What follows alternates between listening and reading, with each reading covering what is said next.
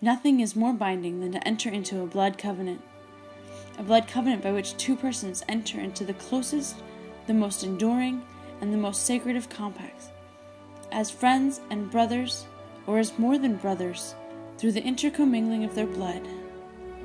This close and sacred covenant relation, this rite of a blood friendship, this inter-oneness of life by an inter-oneness of blood, it shows itself in the primate East, the wild and prehistoric West, the frozen North, the torrid South. Its traces are everywhere. It is of old, and it is of today, as universal and as full of meaning as life itself.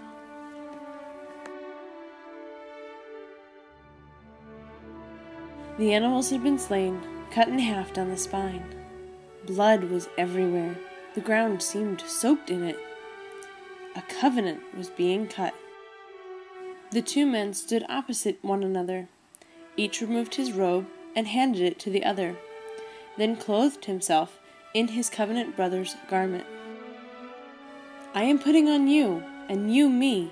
We are one. Picking up their weapons from the ground, each handed the other his sword, his bow. By this action they understood. Your enemies are now mine, and mine yours. Then they handed each other their belts. When you are weak, my strength will be there for you. In a figure-8 path, both walked through the pieces of flesh lying opposite one another. It was a walk into death. I am dying to my independent living and to my rights.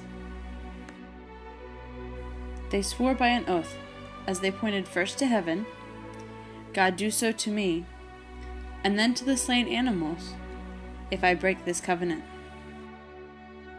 Then each made a cut on his wrist, and with a hand clasp, the two men mingled their blood. It is agreed, we, once two, have now become one. In turn, each recited what he owned and what he owed. From this day forward, they would share all their resources. What is mine is yours.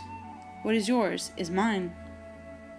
Each reached down and scooped up dirt mingled with small stones and rubbed this abrasive into the cut on his wrist. Wherever I am, when I lift my hand and see the scar, I will remember I have a covenant partner. They exchanged new names. Because of covenant, I have a new identity. They sat down to partake of a covenant meal. One broke bread and placed it in his covenant partner's mouth. Then the other did the same. You are eating me, and I you. Finally, a memorial was set up, a pile of stones, a planted tree, a written contract, as a testimony of the covenant they had made. Now I call you friend, my friend who sticks closer than a brother.